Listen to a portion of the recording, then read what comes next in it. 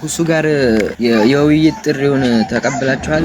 አሁንም ከፈለገኝ እኔ መግባት እችላለሁ። እናንተን ሪስፔክት ከማድረግ ነው። ከ20 ሺህ በላይ ሙስሊሞች ያዳምጣሉ። 5,000 ብለው ድራማ የሰሩለት ኡስታዞችን ማሳፈር ስለምፈልግ ማለት ነው። ከሚመጥን ማምጣት አልቻልንም። ታሁን በኋላ ያለን ቁጭ ብለን ከስር መማር ነው። ኢየሱስ እንዴት ተወለደ? እንዴት ተፈጠረ? ያሪ ማለት አምላክ የሚባለው ማን ነበር? ኦኬ፣ ክርስቶስ በስጋ የተገለጠ አምላክ ነው። በስጋ የተገለጠ አምላክ ነው ስንል ኢየሱስ ማለት ስጋው ቃል ነው። ስጋ የተዋሃደ ቃል ማለት ነው። ግን በራሳችን የምናየው ነብዩ ኢሳ ብለን ነው። ስለዚህ እንደ ማንኛውም ከነቢይ አንዱ ነው። ከዛ ያን ነቢይ አምላክ ብለን እሱን የምናመልከው ነው የሚመስልሽ መሰለኝ። ያኔ እንደዚህ ብቻ አላውቅም። እስከ መስቀል ሞት ድረስ ታዘዛለን። ክርስቶስ የመጣው ለቤዛነት ነው። ስለዚህ መለኮት ሁሉን የፈጠረ ነው፣ ሁሉን ያስገኘ ነው። ዓለምን ሁሉ ካለመኖር ወደ መኖር ያመጣ ነው። ክርስቶስ በስጋ የመጣው እሱ ፈጣሪ ከሆነ ለምን ጸለየ? ኦኬ፣ ብቻውን አምላክ ለሚሆን ለማይጠፋ ለማይታየው ለዘመናት ንጉሥ ምስጋና ክብር እስከ ዘላለም ድረስ ይሁን አሜን። ፎዚያ እንኳን ደህና መጣሽ ድጋሚ ፎዚያ አለሽ? ሰላም ነው ኑር። ሁሱ ጋር የውይይት ጥሪውን ተቀብላችኋል? መቼ ነው የሚለውንስ ለማወቅ ፈልገን ነበር። አሁንም ከፈለገኝ እኔ መግባት እችላለሁ። በኤኒ ታይም መግባት ከፈለገ ኤኒ ታይም። አክቹዋሊ የሚመጥን አይደለም። እናንተን ሪስፔክት ከማድረግ ነው። ምንም ያውቀው ነገር የለም። ለእናንተ ስል ግን 24 አወር ገስት መግባት ከቻለ ለእናንተ ስል፣ ምክንያቱም አንድ ዲቤት ከኔ ጋር ቢያደርግ በትንሹ ከ20 ሺህ በላይ ሙስሊሞች ያዳምጣሉ። የእስልምና ጉድ አሳያችኋለሁ። ለዛ ብቻ እንጂ 6ኛ ክፍል ብዙም አስፈላጊም አይደለም። ኤኒዌይስ ቶፒኩ ላይ ትገባለህ? ቶፒኩ ላይ ታወራለህ ወይንስ የሚፈልገኝ ከሆነ አሁን ኮስት ትገባለታለህ? አጥቤ ጨምቅ ያስጥቼ የምትመኩበት ስለሆነ እሱ የምፈልገው እሱ የሚያውቅ ነገር ሆኖ ሳይሆን 5,000 ብለው ድራማ የሰሩለት ኡስታዞችን ማሳፈር ስለምፈልግ ማለት ነው። አሁን እንዳፈሩ አውቃለሁኝ። አሁን እንደተሸማቀቁ አውቃለሁ። እነሱን ደግሞ እንዴት መምጣት እንዳለብኝ ላሳያቸው ማለት ነው የምፈልገው እንጂ ከ6ኛ ክፍል ካቆመ ስለ ሳይንስ እንኳን ቢጠየቅ ምንም ሊመልስ ማይችል ሰው ጋር ከዛ በኋላ ውይይት ማድረግ ስማች ውጤታማም አይደለም። ምንም አያስፈልግም። ሲጀመር የሚመጥነንም የለም እዚህ ሶሻል ሚዲያው ላይ አሁን ባለው ሁኔታ። ባለፈው ማነው የሚባል ቤላ ታስታውቂያለሽ? በቃ የሚመጥን ማምጣት አልቻልንም። ታሁን በኋላ ያለን ቁጭ ብለን ከስር መማር ነው ያለው ልጅ ቃል ወይንም ቤላ የምታስታውሱ ከሆነ ከባለቤቱ ጋር ለአንተም ይመጥን አላገኘንም። ጉራ ሳይሆን ሪስፔክት አደርጋለሁ ራሴን። ሁሉም ኡስታዞቻችሁ አጤራ ነው ጭንቅላታቸው። በሰርች ነው የሚያመጡት። አጤራ ነው የሚያመጡት። ተሸናፊም እኮ ሁሌም አጤራ ነው እንጂ እያቸው ቤታቸው ላይ የሆነ የተቀባባሽ ነገር ላይ የሚያሳያችሁ ከዛ የተቃረመች ማለት ነው። እኛ ስትሬት እናንተ ቼክ የምታደርጉትን ፋይል ነው የምንሰጣችሁ። እኛ ጥቅሱን ትይዛለህ፣ ይኸው ተከፍቶል ፊት ለፊት ሄደህ ቼክ ማድረግ ትችላለህ። ሁሉም መረጃ ደብቀን ከዛ አድርገን ቀባብተን አንጥተን እናንተ የምናጭበረብረው የለም። ፊት ለፊት ነው የሚከፈለው። ጥቅስ ነው የምንጠቅሰው። በዚህ ነው የምንንቀሳቀሰው እንጂ በፒዲኤፍ አይደለም የምንንቀሳቀሰው። እዩ ቤታ ልዩነታችን ብቻ እዩ። የተቀባባይ ፒዲኤፍ ነው ጭንቅላታቸው። ፒዲኤፋቸውን ብነጥቋቸውና እንትን ብትሏቸው የሉም ሁሉም ማለት ነው። ከዛ ሰርች አድርገው ነው የሚያመጡት የሆነ እንትን ብለው ማለት ነው። ፈልገው የሆነ ጽሁፍ ጽፈው እንዲህ የሚል የቱ ጋር ነው የሚገኘው ምናምን ነገር እና ኤኒዌይስ በዋናነት ድራማ የሚሰሩ ኡስታዞች ግን ምንም እዚህ ስማች አስፈላጊ አይደሉም። አሁን ኦዲየንሱም ንቆጥቷቸዋል። እዚህ ቦታ ስለነሱ ማውራት አያስፈልግም። ፎዚያ ጥያቄሽን ቀጥይ።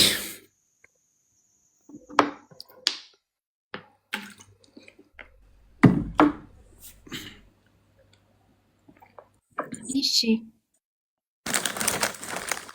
ኢየሱስ እንዴት ተወለደ? እንዴት ተፈጠረ? ያኔ ኢየሱስ ሳይወለድ ወይንም ሳይፈጠር በፊት ይህችን ዓለም ፈጣሪ ማለት አምላክ የሚባለው ማን ነበር? ላኪን ማርያም ሳትወለድ በፊት ኦኬ ኢየሱስን እኛ እንዴት ብለን ምናምን ይመስልሽ? ማድሪ የእኛን አረዳት አንቺ ከምታውቂው የአንቺን እኔ በራሴ ነው። እንዴት ብለን ምናምን ይመስልሻል? እኔ እንዴት አውቃለሁ? ስለአንተ ሃይማኖት እኮ አላውቅም። ስለ ራሴም ያን ያክል አይደለሁም። ግን በራሳችን የምናየው ነብዩ ኢሳ ብለን ነው። ነብይ እንደሆነ ነው የምናውቀው ማለት ነው። ኦኬ ስለዚህ እንደማንኛውም ከነብይ አንዱ ነው። ከዛ ያን ነብይ አምላክ ብለን እሱን የምናመልከው ነው የሚመስልሽ?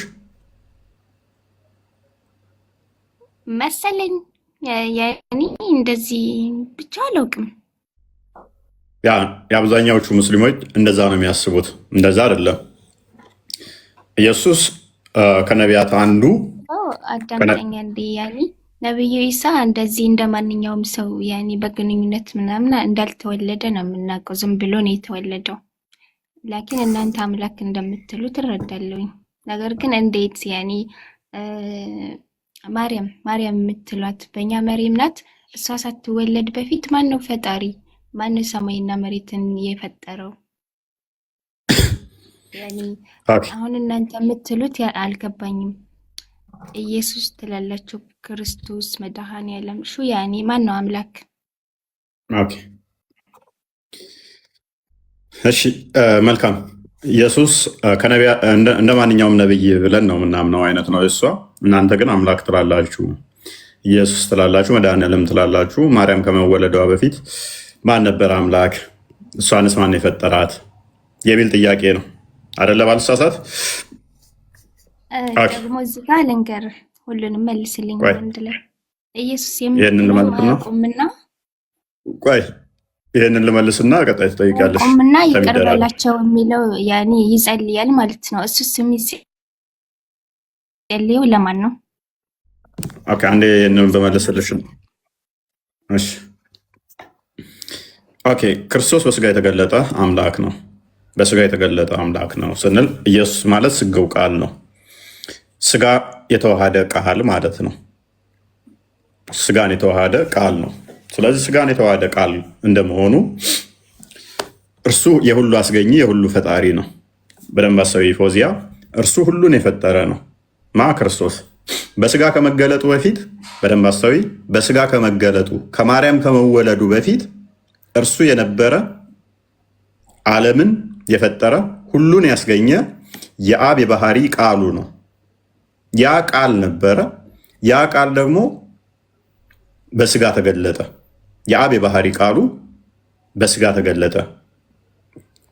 ዮሐንስ ወንጌል ምዕራፍ 1 እንደሚናገረው አስቀድሞ ስለ አኗኗሩ ሲናገር በመጀመሪያው ቃል ነበረ፣ ቃልም በእግዚአብሔር ዘንድ ነበረ፣ ቃልም እግዚአብሔር ነበረ ይላል። ሁሉ በእርሱ ሆነ፣ ከሆነውም አንዳች እንኳ ያለ እርሱ አልሆነም ይላል። ስለዚህ ሁሉ ነገር የተፈጠረው በደንብ አስተውይ ፎዚያ፣ በቃል ነው የተፈጠረው። አምላካችን ቃል አለው ብለን እናምናለን። አንቺ ቃል እንዳለሽ ሁሉ አምላካችን ቃል አለው። የአንቺ ቃል ዝርው ነው፣ ድምፅ ነው። ታንቺ አካል ተለይቶ የሚኖርም አይደለም። የአንቺ ቃል መፍጠር የሚችል አይደለም። የአምላካችን ቃል ግን እንዳንቺ ድምፅን ያዘለ አይደለም፣ አካላዊ ነው። መፍጠር የሚችል ነው የአምላካችን ቃል፣ ፍጡር አይደለም። የአምላክ ቃል የአብ ቃል ፍጡር አይደለም። ስለዚህ ያ ቃል በመጀመሪያ ሁሉን የፈጠረ ነው፣ ሁሉን ያስገኘ ነው፣ አካላዊ ነው፣ እኔ ማለት የሚችል ነው። ሁሉን ያስገኘ፣ ሁሉን ካለመኖር ወደ መኖር ያመጣ ነው። ይሄ ቃል በዓለም ነበረ። ሁሉን የፈጠረው ቃል በሁሉ የሞላ ነበረ። ቁጥር 10 አድርጌው፣ በዓለም ነበረ፣ በዓለም ላይም ነበረ ቃል። ቁጥር 10 አድርጌው። ስለዚህ የት ነበረ? ማን ነበረ ለሚለው ቁጥር 10 ላይ በዓለም ነበረ፣ ዓለሙም በእርሱ ሆነ ይላል። በደንብ አስበይ። በማ በቃል ቃል በምንድን ነበር? በዓለም የሞላ ነበረ። ዓለሙ ራሱ በማን የሆነው? በእርሱ ነው የሆነው አለን። ወደ ገዛ ወገኖቹ መጣ አለን። በደንብ አስተውይ። ያ ቃል በመጀመሪያ የነበረው ሁሉን የፈጠረው ሁሉን ያስገኘው በዓለም ያለው ወደ ገዛ ወገኖቹ መጣ። እንዴት ነው የመጣው ስንል ቁጥር 14 አድርጌው። ያም ቃል ስጋ ሆነ፣ በእኛም አደረ፣ ለአባቱ አንድ እንደሆነ ልጅ ክብር ያለ ክብሩን አየን። ጸጋና እውነትን ተሞላ ይላል። ኦኬ። ስለዚህ ቃል ስጋ ሲሆን ጸጋና እውነትን ተሞልቶ በእኛ ሲያድር ወደ እኛ መጣ ተባለ አይደለ? ምክንያቱም አስቀድሞ በዓለም ነበረ አለን። በዓለም ከነበረ በሁሉ የሞላ ከሆነ መጣ ሄደ የሚባለው አይነገርለትም ነበር። ታዲያ ለምን ወደ እኛ ሲገለጥ በስጋ ተገለጠ፣ በስጋ ታየ። ቃል ስጋ ሆነ፣ ጸጋና እውነትን ተሞልቶ በእኛ አደረ። ቃል ልክ ማርያም ትጸንሻለሽ ትወልጃለሽ ስትባል ቃል ተሷ ስጋና ደምን ነፍስን ተካፍሎ በዛ በስጋው ተገለጠ። ሲገለጥ ያ በሁሉ የሞላው በአጭር ቁመት በጠባብ ደረት ተወሰነ። ስለዚህ ያ ቃል ወደ ገዛ ወገኖቹ መጣ፣ ለተቀበሉት የእግዚአብሔር ልጆች የሆኑ ዘንድ ስልጣንን ሰጣቸው ተባለ። ስለዚህ ቃል በደንብ አስተውይ፣ ማርያምንም የፈጠራት ነው፣ ዓለምንም የፈጠራት ነው፣ ሁሉን ያስገኘ ነው። ቃል ግን በሁሉ የሞላው የፈጠረው ዓለምን ያስገኘው ከማርያም ስጋና ደምን ተካፈለና በዛ በስጋና ደሙ የመለኮት ሙላት ተገልጦ ቆላስይስ ምዕራፍ 2 ቁጥር 9 ክፈቹ። ቃል በስጋው ተገልጦ መለኮት በስጋው ተገልጦ ታየ፣ ተዳሰሰ። ስለዚህ ኢየሱስ ስትይ ከማርያም የተወለደው እርሱ አስቀድሞ ማርያምን የፈጠረ ቃል ብቻ የነበረ ከእርሷ ሲወለድ ስጋን ገንዘቡ አደረገ፣ በስጋ የተገለጠ በስጋ የታየ በእርሱ ደግሞ መለኮት የተዋሃደው ነው። በእርሱ ፍጹም መለኮት በስጋው ተገልጦ ይኖራል ይላል። ስለዚህ መለኮት ሁሉን የፈጠረ ነው፣ ሁሉን ያስገኘ ነው። ዓለምን ሁሉ ካለመኖር ወደ መኖር ያመጣ ነው። በስጋ የተወለደው ከማርያም ነው። በደንብ አስተውይ። በስጋ የተወለደው ያለ አባት ከማርያም ነው። መለኮት ግን ሁሉን የፈጠረ ነው፣ ሁሉን ያስገኘ ነው። ያ ከማርያም የተወለደው ስጋና ደምን ከማርያም የተካፈለው ማርያም ልጄ የምትለው እርሱ በስጋው ምን አለ? የመለኮት ሙላት አለ። መለኮት ደግሞ ማርያምንም የፈጠራት ነው። ስለዚህ አስቀድሞ ማን ነበር አምላክ የሚለው ዘጸአት ምዕራፍ 3 ቁጥር 14 ላይ ያለና የነበረ የተባለው ሁሉን የፈጠረ ሁሉን ያስገኘ እግዚአብሔር አለ ማለት ነው። እግዚአብሔር ወልድ፣ እግዚአብሔር አብ፣ እግዚአብሔር መንፈስ ቅዱስ አለ። አምላካችን አብ ቃል አለው፣ ቃሉ ወልድ ነው። አምላካችን የባህሪ ሕይወት አለው፣ የባህሪ ሕይወቱን መንፈስ ቅዱስ ብለን እናምናለን። ስለዚህ ሁሉ የተፈጠረው በማን ነው? በቃል ነው። ቃል ደግሞ በስጋ ሲገለጥ ኢየሱስ ተብሎ ተጠራ። በስጋ መገለጥ ነው፣ መታየት ነው። ቁርአን ላይ በተመሳሳይ ይሄ ሱራ 4 171 ላይ ስትመለከቺ አላህ ወደ መሬም የጣለው ቃሉና መንፈሱ ነው ይላል። የአላህ መልእክተኛ ኢሳ እርሱ አላህ ወደ መሬም የጣለው ቃሉና መንፈሱ ነው ይላል። አንድ ነገር ተጣለ የሚባለው ከመጣሉ በፊት ኦልሬዲ ኤግዚስት ያደርግ ነበረ የሆነ ቦታ ማለት ነው። ተዛስ ወደ መሬም ተጣለ። ወደ መሬም ሲጣልስ ተሷ ምን ስጋና ደምን ተካፍሎ በእርሷ ስጋና ደም ውስጥ ያ ቃል ተዋህዶ ተገለጠ ማለት ነው። ቃል ደግሞ ሁሉም መፍጠር የሚችል ነው። መንፈሱም እንደዛው ሱራ 17:85 ላይ ሩህ ከጌታዬ ዘንድ ነው እውቀትን ጥቂት እንጂ አልተሰጣችሁም እንደሚለው ማለት ነው። ሩህ ዝም ብሎ ፍጡር ስላልሆነ ማለት ነው። ቃልም የአምላክ ቃል ፍጡር ነው ካልሽ ምን ይሆናል ማለት ነው? ፈጣሪ ቃሉን ያልፈጠረበት አለ ዲዳ ነው ሚል ያመጣል። በእስልምናው ለምሳሌ ቁርአን ፍጡር አይደለም ተብሎ ይታመናል። ያላ ቃል ነው ፍጡር አይደለም ተብሎ ይታመናል። ቁርአን ያላ ቃል ፍጡር ካልሆነ ወረቀት ላይ ተጽፏል ፍጡር አይደለም ተብሎ ይታመናል። ወረቀቱ ፍጡር ነው። ወረቀቱ ትናንትና ነው የተሰራው። የያዘው ቃል ግን ፍጡር ያልሆነ ነው። ቆዳ ላይ ሊሆን ይችላል የተጻፈው ብራና ላይ። የአላህን ቃል ስለያዘ ፍጡር አይደለም ተብሎ ይታመናል። ምክንያቱም ያላ ቃል ፈጣሪ ስለሆነ። ስለዚህ ያላ ቃል በቁርአን ሲቀለጥ በወረቀት ሲገለጥ ፍጡር አይደለም ከተባለ እኛ ደግሞ የአብ የባህሪ ቃሉ ምን ብለን እናምናለን? በስጋ ተገለጠ። ስለዚህ ክርስቶስ ከማርያም የተወለደው ማርያምን የፈጠረ እሱ አካላዊ ቃል ከእርሷ በስጋ ተገለጠ ብለን ነው ምናምነው። ፎዚ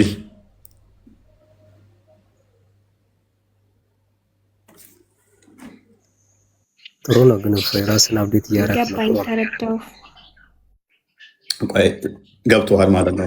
ኦኬ፣ ሁለተኛ ጥያቄ እንለፍ።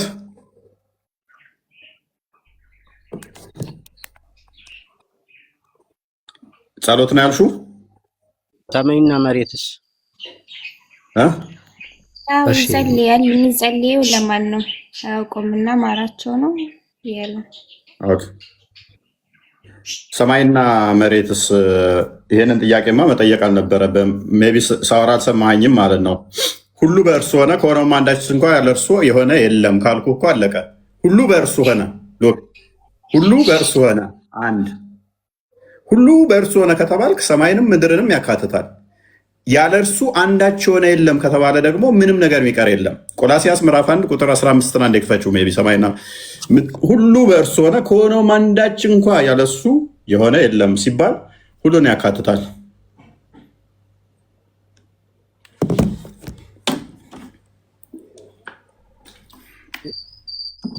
ኦኬ፣ ምድርን ፍጡር ነው ፈጣሪ ማለት የቃሉ ውጤት ከሆነ ማለት ሁን በሚለው አይደል የሆነ?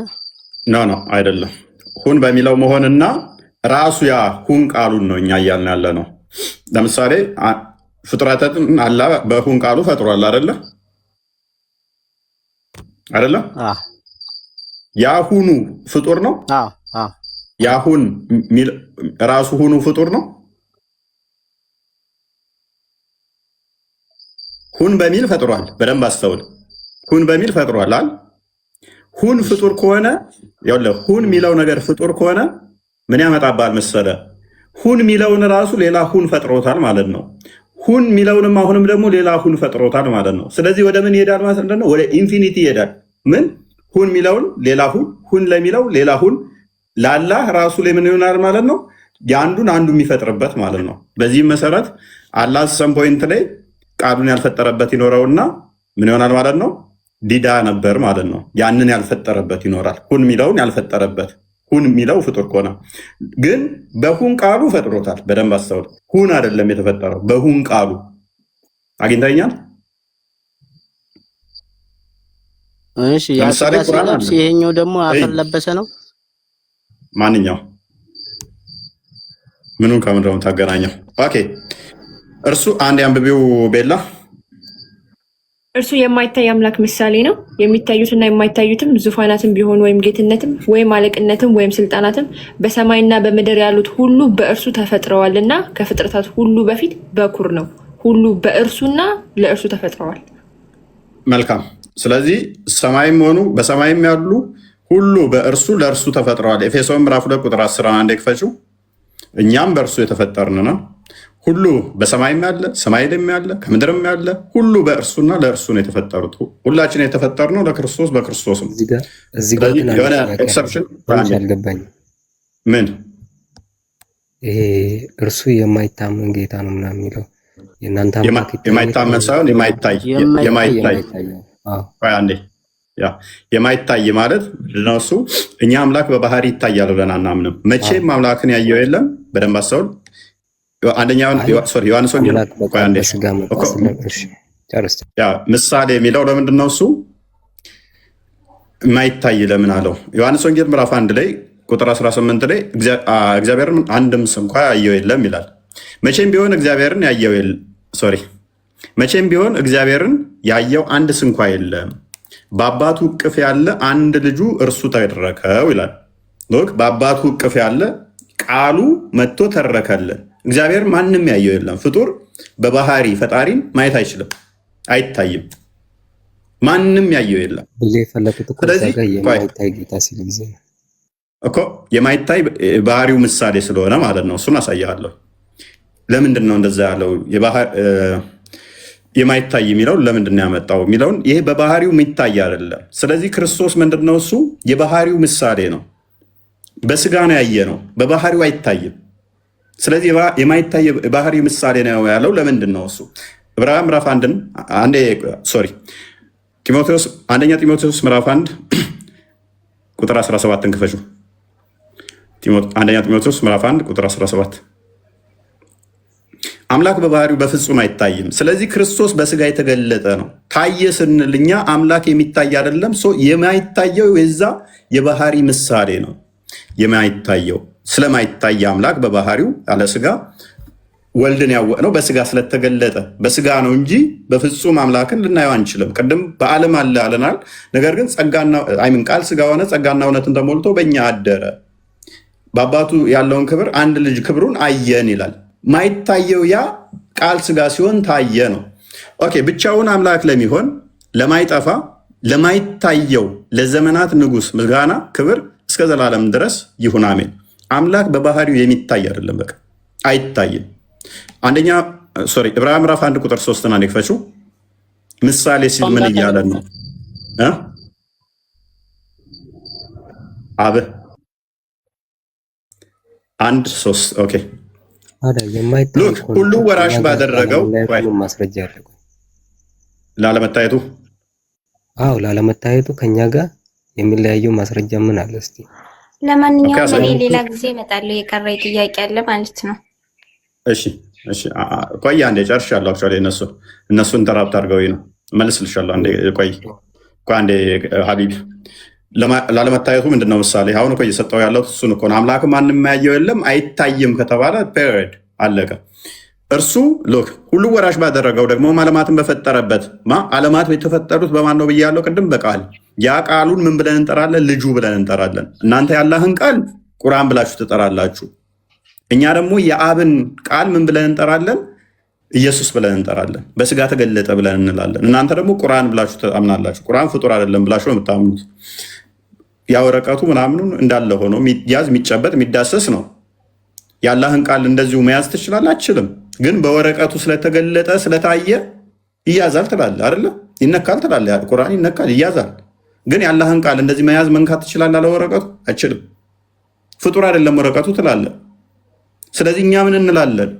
ቃል በባህሪው የሚታይ የሚነካ የሚዳሰስ አይደለም። ነገር ግን በሚታይ በሚዳሰስ በእኔና በአንተ ስጋ የባሪያውን መልክ ይዞ ስለመጣ ተገለጠ፣ ታየ፣ ተዳሰሰ። እርሱ የክብሩ መንጸባረቅና የባህሪው ዛጋ ባህሪው ያለው የማይታይ ባህሪ ይዛ ያለው ምንድን ነው? በሚታይ ስጋ ስለተገለጠ እደግምሃለሁ። እዚህ ላይም እርሱ የክብሩ መንጸባረቅና ዓለማት የፈጠረበት ልጁ ቃሉ ምንድን ነው? የአብ እርሱ የክብሩ መንጸባረቅና የባህሪው ምሳሌ ሆነው ሁሉም በስልጣኑ ቃል እየደገፈ ኃጢአታችንን በራሱ ካነጻ በኋላ በሰማያት ግርማው በቀኝ ተቀመጠ። ፊልጵስዩስ ምዕራፍ 2 ቁጥር 5 አንደክፈችው። ስለዚህ አስቀድሞ ቃል ብቻ የነበረው በእግዚአብሔር መልክ ብቻ የነበረው በስጋ ተገለጠ። እርሱ የአብ የባህሪው ምሳሌ ነው ማለት ነው። ስለዚህ ማይታየው ማይዳሰሰው በዚህ ተገለጠ። ኦኬ በክርስቶስ የነበረ ሐሳብ ደግሞ በእናንተ ይኑር። እርሱ በእግዚአብሔር መልክ እርሱ በእግዚአብሔር መልክ ሲኖር አስቀድሞ በአብ እቅፍ የነበረው ልጁ ተረከልን። እግዚአብሔር ማንም ያየው የለም ማለት አይደለ? ያ በአብ እቅፍ የነበረው በስጋ ያልተገለጠው ከማርያም ተወለደ። ማርያምን ፈጠራት፣ ማርያምን አስገኛት፣ ሁሉም ፈጠረ። ነገር ግን የዘመኑ መጨረሻ ሲደርስ ከማርያም ስጋና ደምን ተካፍሎ በዛ በስጋና ደም ታየ፣ ተዳሰሰ፣ ተነካ። እርሱ በእግዚአብሔር መልክ ሲኖር ሳለ እንቀጥላለን። እርሱ በእግዚአብሔር መልክ ሲኖር ሳለ ከእግዚአብሔር ጋር መተካከልን መቀማት እንደሚገባው ነገር አልቆጠረውም። ነገር ግን አስቀድሞ ቃል ብቻ ነበረ፣ በአብ ዘንድ የነበረ የአብ የባህሪ ቃሉ ነበረ፣ ስጋ አልነበረው። ከማርያምም ተወለደ ተብሎ አይነገርለትም። ያ ቃል ብቻ የነበረው ከማርያም ስጋና ደምን ተካፈለና መለኮት ሙላት በስጋው ተገልጦ ልክ ከእሷ ሲወለድ ምን ተባለ? ከፋርጊው ቁጥር 7 ነገር ግን የባሪያን የኔንና ያንተን የባሪያውን የአገልጋዮቹን ምን ያዘ? ስጋና ደም ተካፈለ።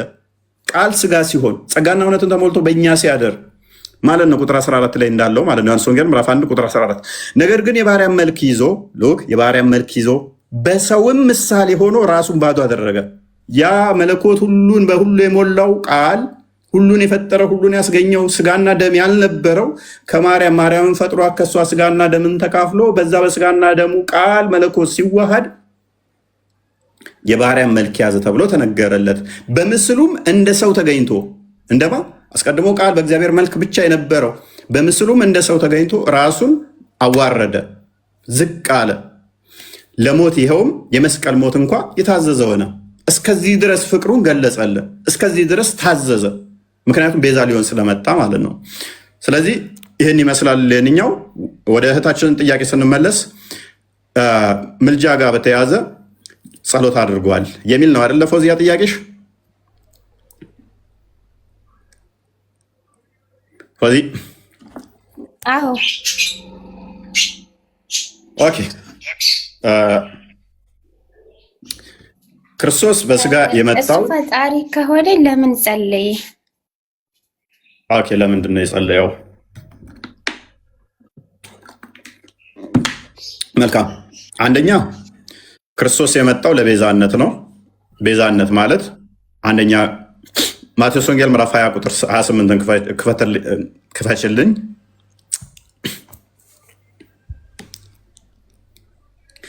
ኦኬ፣ ቤዛ ሊሆነን ነው የመጣው። ቤዛ ማለት ሊክስ ማለት ነው። የባሪያም መልክ ይዞ መጥቶ ታዘዘ ይላል። አሁን ባነበብነው ላይ ካስታውሰሽ ከሆነ አስቀድሞ የነበረው በእግዚአብሔር መልክ የነበረው ሁሉን ክብር ትቶ የባሪያም መልክ የኛን በሰው መልክ ተገኘ፣ እንደ ሰውም የባሪያም መልክ ይዞ መጥቶ ታዘዘ። እስከምን ድረስ ታዘዘ ነው ያለን? እስከ መስቀል ድረስ፣ እስከ መስቀል ሞት ድረስ ታዘዛለን። አስቀድሞ የነበረውን ክብሩን ያንን ክብር እያየን ነገር ግን በምን ተገለጣለን? በስጋ ሲገለጥስ ታዘዛለን። ባሮቹ እንደምንታዘዝ እሱ ምን ሆነ? ዝቅ ብሎ እስከ ሞት ድረስ ታዘዘ። እንዲሁም የሰው ልጅ ሊያገለግል ነፍሱንም ለብዙዎች ቤዛ ሊሰጥ እንጂ እንዲያገለግሉት አልመጣም። ክርስቶስ በስጋ የመጣው ቃል በስጋ የተገለጠው እኔ አምላካችሁ ነኝ፣ እኔ ጌታችሁ ነኝ፣ ተገዙኝ ና እያለ በኩርኩም ሌላ አይደለም። እርሱ የባህሪ ገዢ ነው። በባህሪው ገዢ ነው፣ አምላክ ነው። ያ ገዢ የነበረው በእግዚአብሔር መልክ የነበረው የተገለጠው በስጋ የመጣው አንተ እንዲያርገሃል እያለ ሊኮረኩም አይደለም። ምን ሊሆን የመጣው? ሊታዘዝ፣ ቤዛ ሊሆን የተገለጠው። ለምንድን ነው ሊታዘዝ? ለምንድን ነው የሚታዘዘው? አንደኛ ጴጥሮስ ምዕራፍ 2 ቁጥር 22 ና ክፈችልኝ። ቤዛ ሊሆን ካሳ ሊክሰን ማለት ነው። ራሳችን ላጠፋ ነው መክፈል ስላልቻልን ራሱ ክሶ ራሱ አስታርቆን ሉክ ምሳሌ ሊሆነን ራሱ ምን አደረገ? ታዘዘልን። በእኛ ጥፋት ራሱ ታዘዘ። አንድ አብይ መጥቶ አሁን ና እንደዚህ አድርግ፣ ና እንደዚህ ይበል፣ እንደዚህ ይሁን ቢልህ ብዙም ላይ ደንቅ ይችላል። ስላዘዝህ ራሱ ልትገረም ትችላለህ። ሰፈር መጥቶ ምን ልታዘዝህ እያለ ቢታዘዝህ ግን ምን ያህል ነው የምትገረመው? ተራ አንድ የሀገር መሪ ነው ያልኩህ። ይሄ ባህሪ ገዢ የሆነ የባህሪ ፈጣሪ የሆነ ደግሞ በስጋ ተገልጦ ለአንተ ታዘዘ። መታዘዝ ብቻ አይደለም፣ እስከ ሞት ድረስ ፍቅሩን አሳየ። ኦኬ፣ እንደዚህ ይላል። ከፍ አድርጊው እስቲ። በግፍ መከራን የሚቀበል ሰው እግዚአብሔርን እያሰበ ሐዘን ቢታገስ ምስጋና ይገባዋል አለ። ሉክ መከራ እየደረሰባችሁ ግፍ እየተፈጸመባችሁ ብትታገሱ እግዚአብሔር ያመሰግናችኋል፣ መልካም ክብር ይሰጣችኋል፣ ትከበራላችሁ።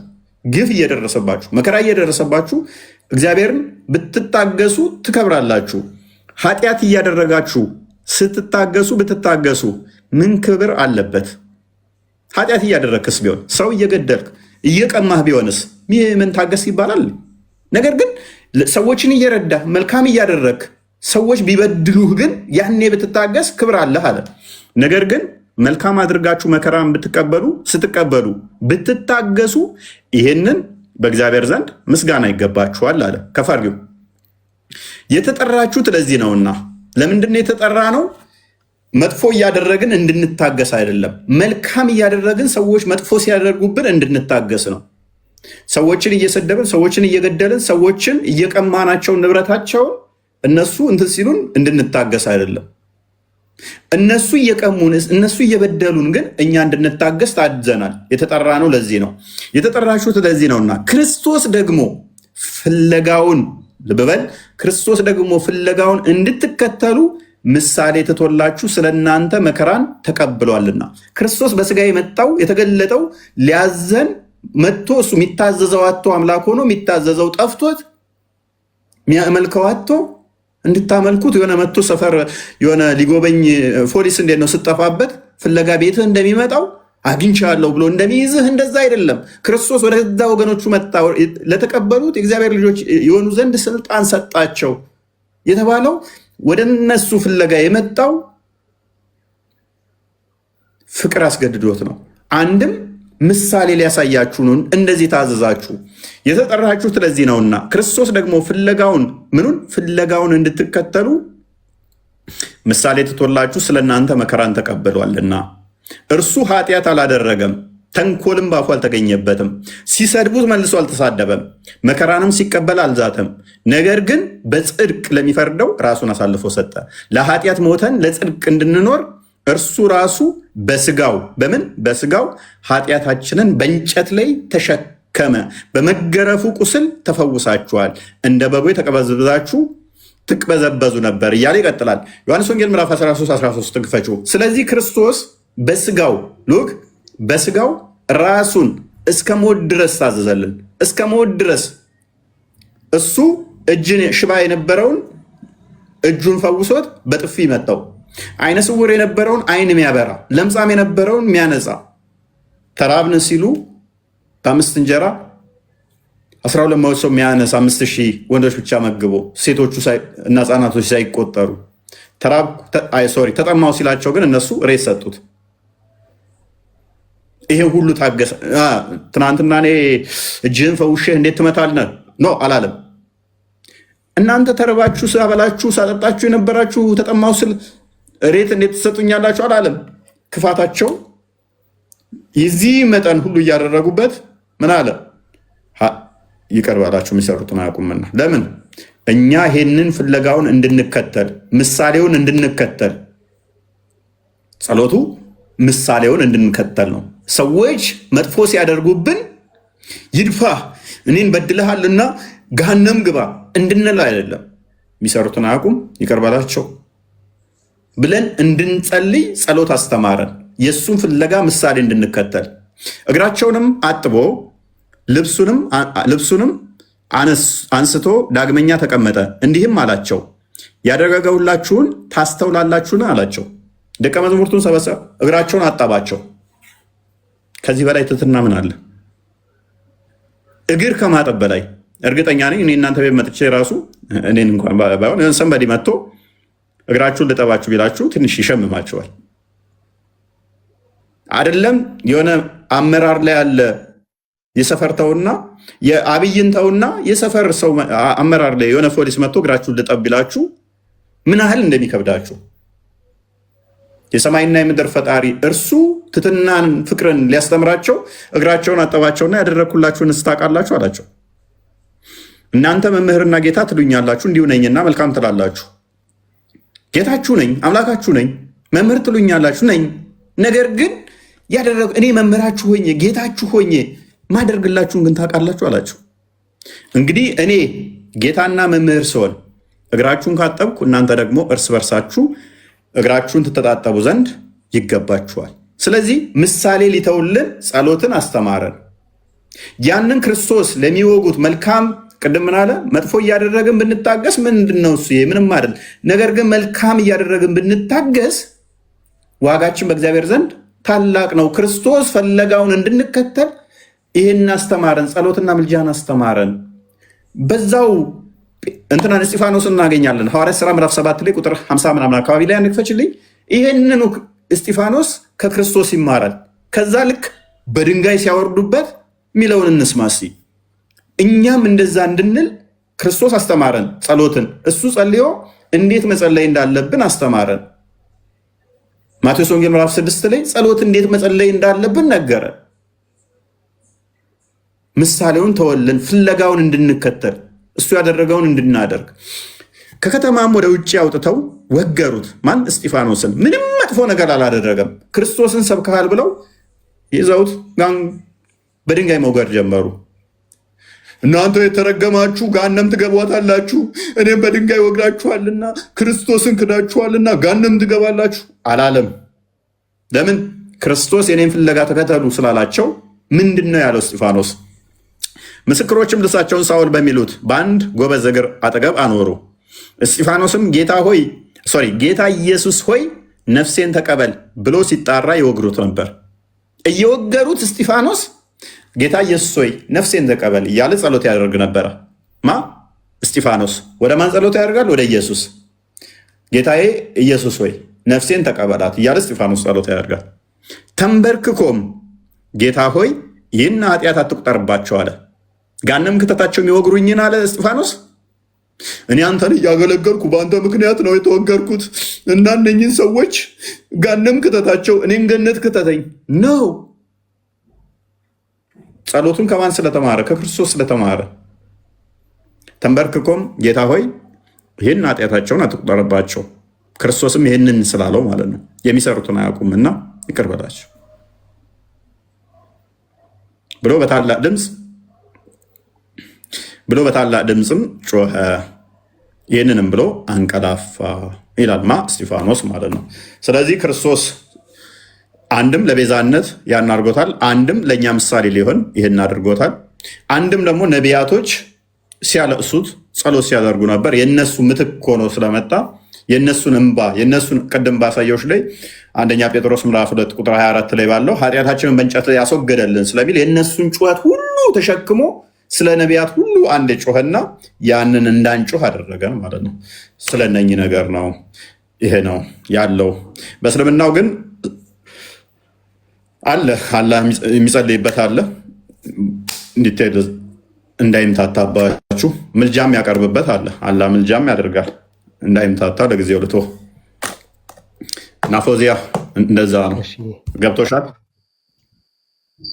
ናይስ ጥሩ አፕዴት ነው። ጥሩ አፕዴት ይሄን ነው። አስተምሮ ለምን አትጠቀምበትም? እፎይ ወደ ምን ልጠቀምበት? ከጊዜ ወደ ጊዜ ራስን አፕዴት እያደረገ አይ ስድብ ስትሳደባቸው ክርስትና ደግሞ ስድብ ይከለክላል ብዬ ነው። አይ እናንተ ሰዎች ፎዚያ ቀጥይ። አመሰግናለሁ። ሌላ እሺ ቴንኪው። ለዛሬ ይብቃችሁ፣ መልሳለሁ። ይብቃችሁ። እሺ ቃል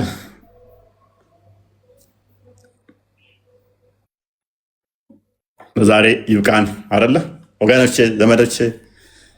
ክርስቲያን ዛሬ ሽብርክ ካለ ከዳኝ ክርስቲያን መብራት ምናምን ነገር ስላለችና ተሸበለለ ማለት ነው። እቺ ቤላ ታዋጣለች፣ ለወደፊት ታዋጣለች። ቤላ እንያዛት ክርስቲያን በሌለበት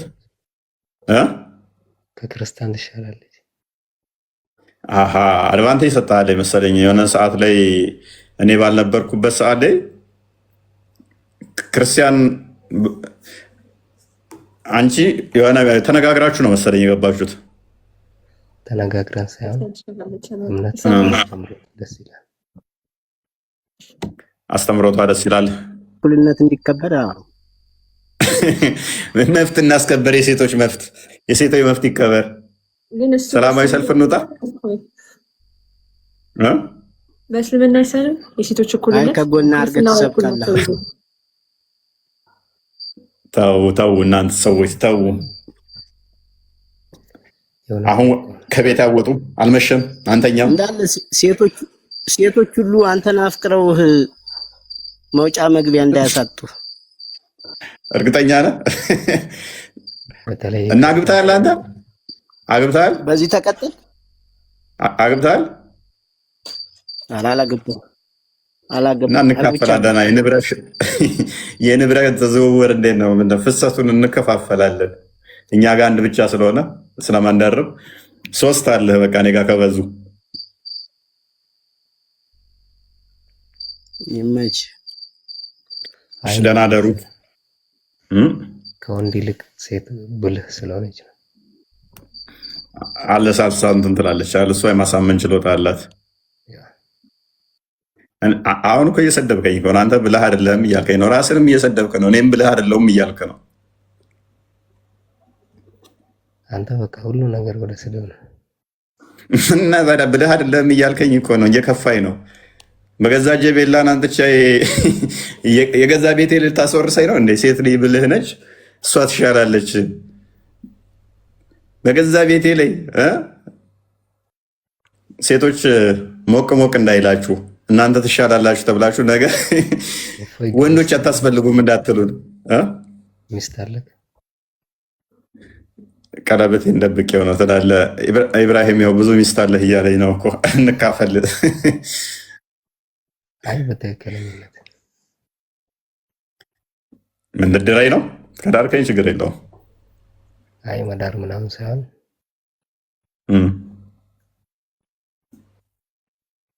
አግብተሃል ወይ? አንተ ገባ ትዘጋለህ። ይኸውልህ አግብቻለሁ ብል ገባ ትዘጋለህ። አላገባውም ብል ገባ ታበዛለህ። የትኛውን ልምረጥ? ደስ ያለን አንተ። አሁን አግብቻለሁ ብል ገባዬን ዘጋ፣ ካላገባው ማለት ነው። ከዛ ደግሞ አላገባውም ብል ደግሞ ሜቢ ያገባው ከሆንክ ወይንም ካለች ደግሞ አንተ ቀጣፊ ብላ ነገ ትሄድብኛለች። አሁን አጣብቅኝ እስከተትከኝ። ስለዚህ ይህ ነገር ይለፈን፣ እንደ ጆከር መጫወት ነው። ይለፈን እንዴ አደባባይ ልጁም እስከሚመጣ እስከምንወልድ ማግባታችንና ለማግባታችን እስኪታወቅ ድረስ ዝም እላለሁ የሚለውን ዝምታን እንመርጣለን። አይ ግን ጥሩ ነው እንደዚህ ራስን አብዴት ስታደርግ። ፈቀድም እንደ አራት ማግባት በነ ሰለሞን በነ ሙሴ ያ እነሱ በብሉይ ኪዳን ያደረጉትን ነው። አልሞስኛ ለምሳሌ እናንተ እንትን ታምናላችሁ፣ ነሲክና መንሱክ እንደሚነሰክ ታምናላችሁ። በዛ ሰዓት የነበረውን ሙታ ምናምን አሁን አለ ብልህ ታደርጋለህ ብለህ አሁን ትስማማለህ? አንደኛ እነኛዎቹ የሚከለክል ህግ የለም አለ። ምክንያቱም በአዲስ ኪዳን ላይ አይፈቅድም፣ የለም ግን ፎይ መስቀል የለም፣ አይፈቅድም። በእናንተ እምነት አይ የለም ምናምን ሲሉ ስለሰማሁ ነው። እና ይብሩ የሚከለክል ገደብ ምናምን የለውም ምናምን ሲሉ አለ። ምክንያቱም አይደለም እንደዚህ ካገባ ከቤተክርስቲያን ራሱ ትባረራታለህ እንደ ህጉ ከሆነ። አንደኛ በቤተክርስቲያን ህግ ነው እንጂ አንድ ላይ ነው አንድ ብቻ ይውላል። አንብብልህ። እሺ ኦኬ፣ ቤላ መክፈት ትችላለሽ ነው። ወደ ኋላ ልንመለስ ነው። ራሴ ላንብብ ላለመቆየት። አንድ ብቻ ሳይሆን ከአንድ በላይ አታግቡ የሚለው ነው እንጂ አንድ ብቻማ አራትም አምስትም ብሎ አንድ ብቻ በሚለው ቁርአንም ይዘጋዋል። ኢብራሂም አንድ ብቻ አግቡ ልዩነቱን ሰምተሃል ያልከው? አንድ አግቡ ከተባለ በቃ ከአንድ በላይ አልተፈቀደም ማለት ነው። አንድ አግቡ ከተባለ መጽሐፍ ቅዱስ ላይ ደግሞ የሚለው አንድ ብቻ አግቡ ነው የሚለው። እንትን ቃል መክፈት እችላለሁ እኔ። አይ አራትም ሶስትም ሁለትም ካልቻላችሁ አንድ ብቻ አግቡ ስለሚል ብዬ ነው። አይ እናንተ ካልቻላችሁ ነው። እኛ ጋር ደግሞ ያለመቻል ጉዳይ አይደለም፣ ትእዛዙ ነው። ኦኬ አንዴ ላሳየሽ። ብዙ ቦታ አለ ያለ አይ ቲንክ እንትንን ማብከፍሽው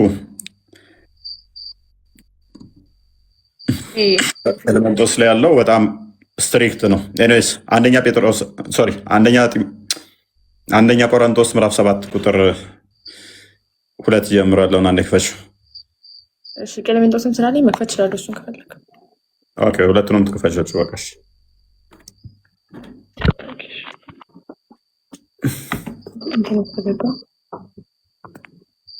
ኤሌመንቶስ ልክፈተው መጀመሪያ ወይስ ቆሮንቶስ ላይ ያለው? አይ እኛውን ክፈችው በቃ ፍላፊት ለነሱ። እሺ ስንት አልከኝ? 7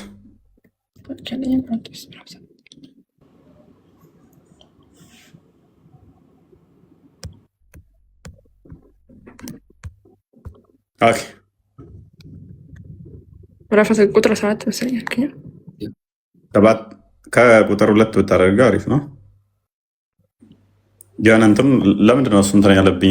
ለእኔ ነው ብዥ ብሏል። ቀሻን አልተመቸኝም ለማንበብ።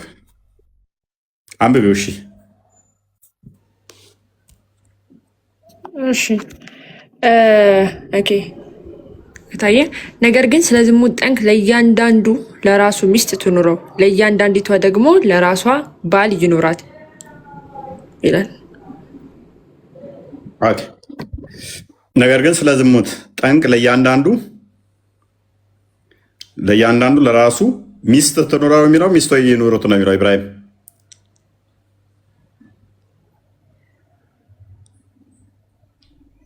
ኢብራሂም ሚዩት ነው እያወራ ከሆነ ለእያንዳንዲት ማለት ይቻላል ነው የምልህ። ኢች ለእያንዳንድህ ለአንተም ሚስት ትኑርህ፣ ለእርሷም ደግሞ ባል ይኑራት። ባሎች ሳይሆን ሚስት ባል ነው የሚኖራት። ለእያንዳንድ ለእያንዳንድ ኦኬ አንድ ነው አይደለ? ለአንተ ሚስት ይኑርህ ተባለ። ለእርሷም ደግሞ ባል ይኑራት። ባሎች አይደለም ባል፣ ሚስቶች አይደለም ሚስት። ለራስህ ሚስት ይኑርህ ከተባለ እሷም ደግሞ ባል ይኑራት ከተባለ ዘጋው ማለት ነው። ትእዛዝ ነው፣ ፕሪስክሪፕሽን ነው። ስለዚህ አሁን እንቀጥል። እሺ ምን የሚል መጽሐፍ ላይ? አንደኛ ቆሮንቶስ ምዕራፍ 7 ላይ አንዴ እንትን አድርጌልኝ፣ ብዙም እየታየኝ አይደለም ለእኔ። ኦኬ ትንሽ ከፍ አድርጊ ወይን።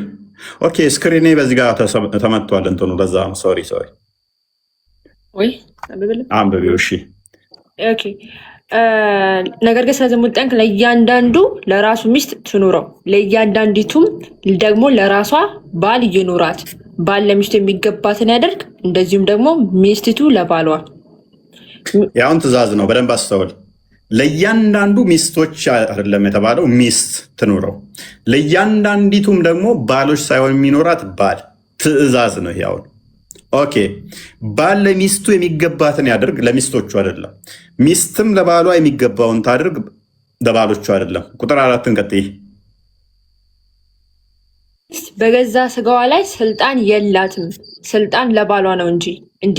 እንዲሁም ደግሞ ሚስት በገዛ ስጋዋ ላይ ስልጣን የላትም፣ ሚስቶች አይደለም የተባለው። ሚስት ዋን ነው፣ አንድ ነው። በገዛ ስጋዋ ላይ መፍት የላትም። መፍቱ የማን ነው? የባሏ፣ የባሎቹ አይደለም የተባለው፣ ብዙ ማግባት ስለማችል። ቀጥል። እንዲሁም ደግሞ ባል በገዛው ስጋው ላይ ስልጣን የለውም፣ ስልጣን ለሚስቱ ነው እንጂ ይላል። ባል ደግሞ በገዛ ስጋው ላይ ስልጣን የለውም። ስልጣኑ የሚስቶቹ ሳይሆን የሚስቱ የአንዷ። አንተ ኢብራሂም ሴቷ ከሆነች ስልጣን በአንተ ላይ ያላት፣ ሂድና ሌላ ቦታ ዘሙትበት አትልህም። የአንተ ስጋ የአንተ ሰውነት ላይ የምትቆጣጠረው ገዢዋ እሷ ነች። ሂድና 4 5 ተኛ አትልህም፣ 2 አትልህም። ምክንያቱም ስልጣኑ በአንተ ስጋ ላይ ስልጣኑ ማን ነው? የእሷ ነው። ማዘዝ የምችለው አንተ ስጋ ላይ እሷ ነች። አንተ ደግሞ በእሷ ስጋ ላይ ማዘዝ የምችለው አንተ ነህ። ሂጅና 3 4 ጋር ተኝ አትላትም። እንቀጥል። ቁጥር 4 5 ለጸሎት ትተጉ ዘንድ ተስማምታችሁ ለጊዜው ካልሆነ በቀር እርስ በርሳችሁ አትከላከሉ። ራሳችሁን ስላለመገዛት ሰይጣን እንዳይፈትናችሁ ደግሞ አብራችሁ ሁኑ። ሁለቱ በደንብ አስተውል። አሁን ምን ሆኑ? በአንተ ላይ ስልጣኑ የሚስትህ ነው። አንተ ስጋ ላይ አንተ መፍት የለህም። በአንተ ስጋ ላይ ስልጣን ያላት እሷ ነች። አንተ ደግሞ በእሷ ስጋ ላይ የማዘዝ ስልጣኑ ያንተ ነው። ስለዚህ አንተ ላይ እሷ ስልጣን አላት፣ እሷ ላይ አንተ ስልጣን አለ። ተሳስራችኋል። አሁን ተስማምተህ ካልሆነ በስተቀር ከእሷ አልጋ መለየት አችልም። ተስማምተህ ምን ለማድረግ ነው አልጋ መለየው? ጸሎን ለመጸለይ። አልጋ ማለየ ከሆነ ከእሷ ጋር በአንተ ስጋ ላይ ስልጣን እሷ ከሆነ ያላት ሚስቶች ካልተባል እንዴት ነው ለሶስት ይላል ይህንን የምታመጣው? ይመጣዋል። ኢብራሂም አይምሮ ይፈርዳል። አይምሮ ይፈርዳል። ግን ባላል ደረሳቸውስ ነው በጦርነት ለሚያልቆች ማለት አንዳንድ ብቻ ሆኖ ሌላው ባዶ ሊቀር ነው። አልገባኝም። ምናልባት ፍላጎታቸው ከሆነ ባላል ደረሳቸው ወንዶች አናሳ ከሆኑ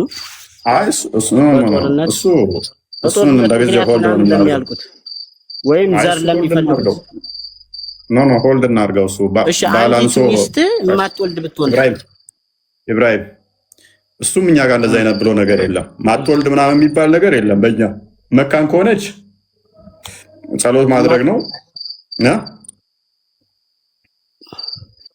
አይ ለምሳሌ ላው ኤልዛቤትን ማስታወስ ይቻላል።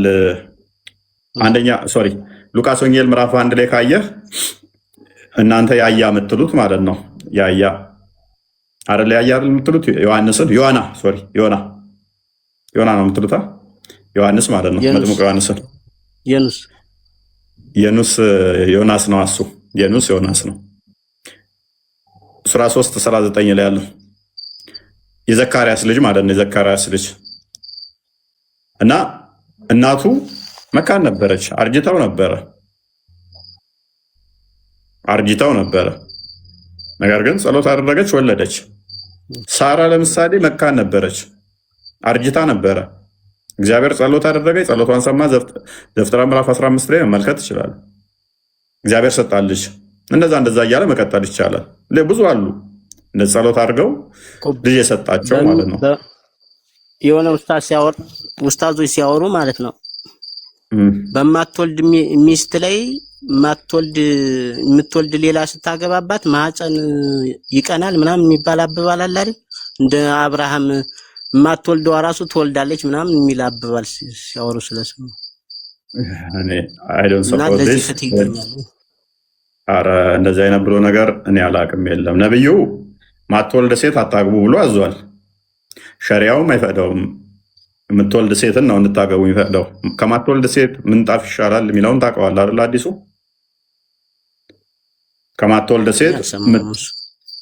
ከማትወልድ ሴት ይልቅ ምንጣፍ ይሻላል ብሎ ተናግሯል ነብዩ። ሱናን አናሳኢ 32:27 ላይ ይገኝላል። እና የተለያዩ ቦታዎች ላይ ነብዩ ተጠይቆ ማትወልድ ሴትን ስለማግባት አታግቡ ብሎም የተናገረበት አለ። ግን በእኛ እንደኛ ከሆነ ማዕፀን ይቀናል ምናምን የሚለውን ነገር አይደለም ነው። ምክንያቱም ዘካርያስ ለምሳሌ እንዳልኩ ሉቃስ ወንጌል ምዕራፍ 1 ላይ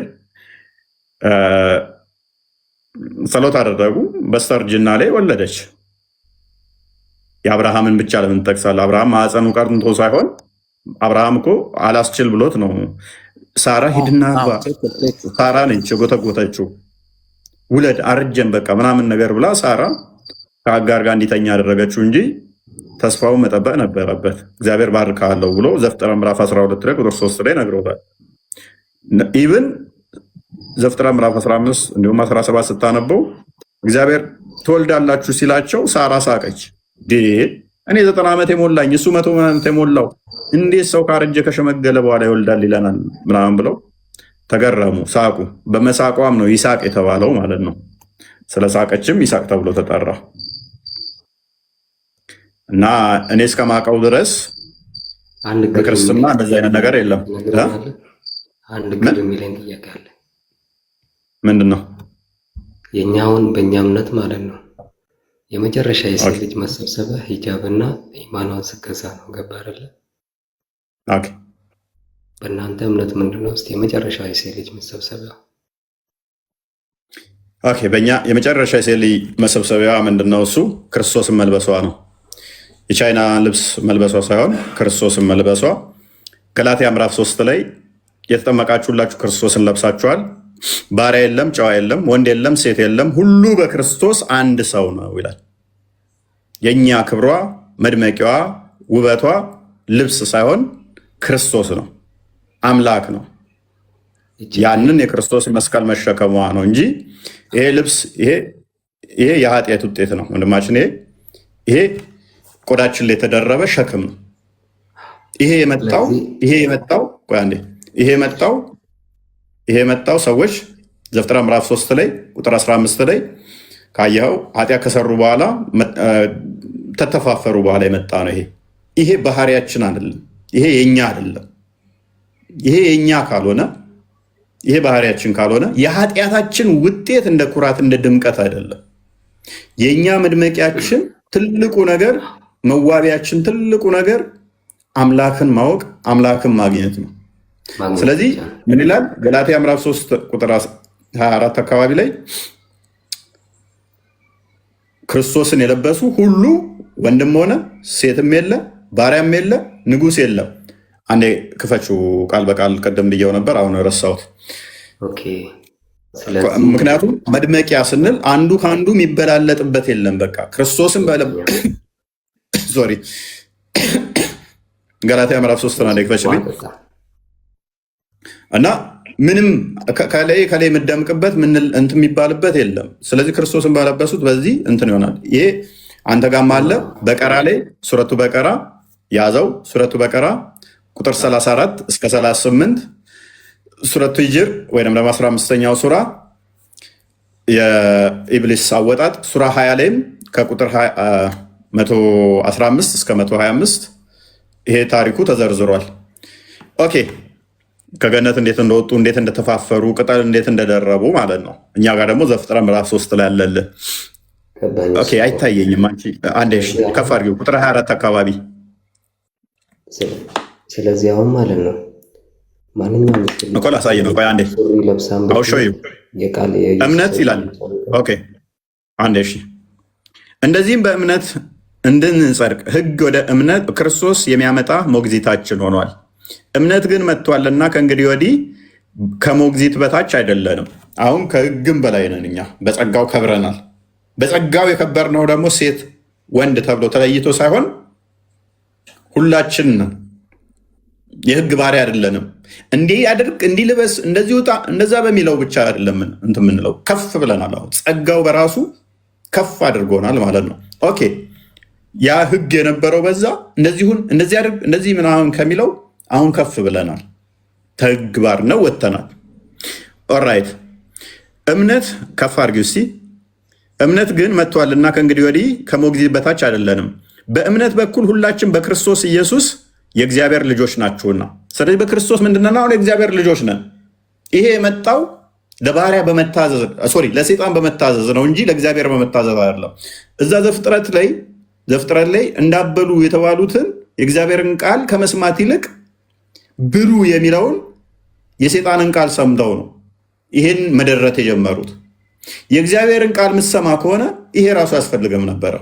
የእግዚአብሔርን ቃል ባለመስማታቸው ነው ይሄ ድርቶ ራሱ በኃጢአት ውጤት የመጣብን።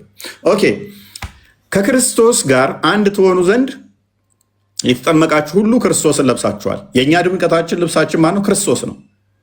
አይሁዳዊ ወይንም የግሪክ ሰው የለም። ባሪያ ወይንም ጨዋ የለም። ወንድ ወይንም ሴት የለም። ሁሉ በክርስቶስ አንድ ሰው ናችሁና። ስለዚህ ክርስቶስን አምኖ የተጠመቀ የለበሰ ከብሯል። አሁን ኦኬ እንደዚህ ከለበሽ ከከሌ ትበልጫለሽ ምናምን የሚባል ነገር የለም። ሁሉ ሰው ከብሯል። ከብረናል። ክርስቶስ አክብሮናል። ስለዚህ ትልቁ አክብሮ ምንድን ነው? እሱ ለሴት ልጅ ያልከን ለሴት ልጅ ትልቁ ክብሯ ክርስቶስን ማግኘቷ ነው፣ ልብሱ አይደለም። ከትንሣኤ በኋላ ስንነሳ ይሄ ልብሳችን አብሮ አይነሳም፣ ራቁታችንን ነው የምንነሳው። ትልቅ ክብር ይሄ ቢሆን ኖሮ ስንነሳ በትንሣኤ ቀን ይህንን መልበስ ነበረብን። ራቁታችንን ነው የምንነሳው። ራቁታችንን ነው ለፍርድ የምንቀርበው። ራቁታችንን እናንተም ታውቁታላችሁ ብዬ አስባለሁ። 30 ክንድ ረዝማችሁ ራቁታችሁን ሆናችሁ ነው የምትነሱት ስለሚል ማለት ነው። ነገር ግን ለሰዎች መሰናክልም ላለመሆን ሴትም ወንድም በአግባቡ መሸለም አለባቸው፣ መልበስ አለባቸው። አዎ መልበስ አለባቸው፣ በአግባብ መልበስ አለባቸው። እሱ በአግባብ መልበስ እንደ አየሩ ሁኔታ። ምክንያቱም ከዛ በኋላ ምን ስለሚመጣ ለሰዎች እንቅፋት እንዳትሆን፣ ኃጢአት ምክንያት እንዳትሆን መልበስ ጤናማ ነው። እናንተ ጋር ግን ትልቅ ክብር ያልከው ቅሬታ አለኝ። ምክንያቱም አልዓዛብ ሱራ 33 ማለት ነው ቁጥር 59 ላይ ነው ሂጃብ የወረደው።